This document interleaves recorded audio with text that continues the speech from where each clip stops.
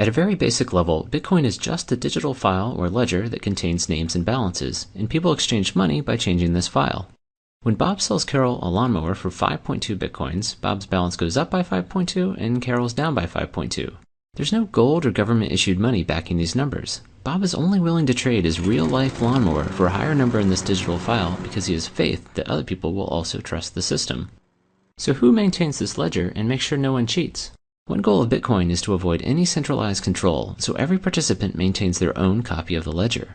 One surprising consequence of this is that everyone can see everyone else's balances, although the real system only uses account numbers and not names, so there's some level of anonymity.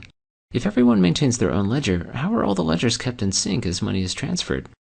At a basic level, when you want to send money, you simply tell everyone else by broadcasting a message with your account number, the receivers, and the amount.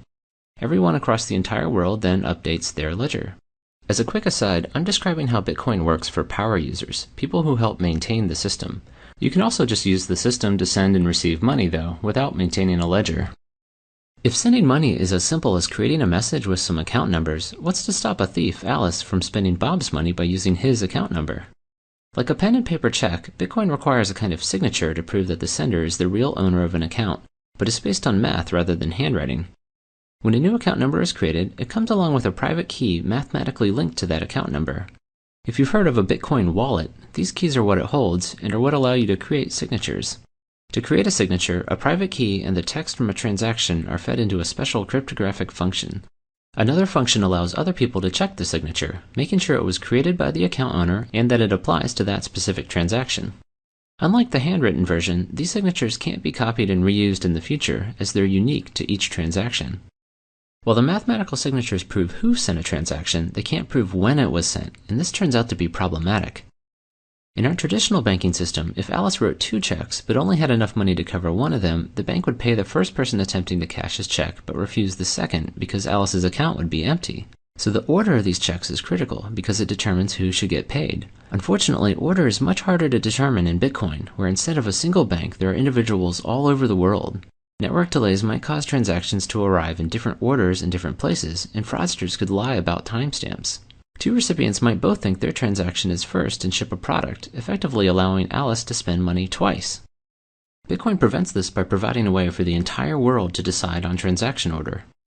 As new transactions are created, they go into a pool of pending transactions, and from here they'll be sorted into a giant chain that locks in their order. To select which transaction is next, a kind of mathematical lottery is held. Participants select a pending transaction of their choice and begin trying to solve a special problem that will link it to the end of the chain. The first person to find a solution wins and gets to have their transaction selected as next in the chain. So what's this linking problem? It's based on a special function called a cryptographic hash. As scary as this sounds, it just mixes up its inputs and spits out a number, but it's special because it's irreversible. There's no easy way to start with an output and then find an input that generates it other than by making lots of guesses. And this is literally what people are doing in Bitcoin, feeding this function random numbers until the output meets certain criteria. Besides a random guess, you also input a transaction from the pending pool and chain, which is where the linking part comes in. So the lottery provides a way for the entire world to decide which transaction is next, but the math behind it also helps ensure everyone agrees about past transactions too. Suppose you're joining the network for the first time and request a copy of the transaction chain to get caught up but receive several different versions. Which one should you trust? Ideally, you would trust the one that the majority of people are using, but determining this on the internet is difficult. What would stop a single person from voting millions of times? Bitcoin prevents this by requiring people to solve math problems to vote. This causes each vote to have a cost in computing power, making it unlikely that a single person or group could ever afford to outvote or outcompute the majority of users.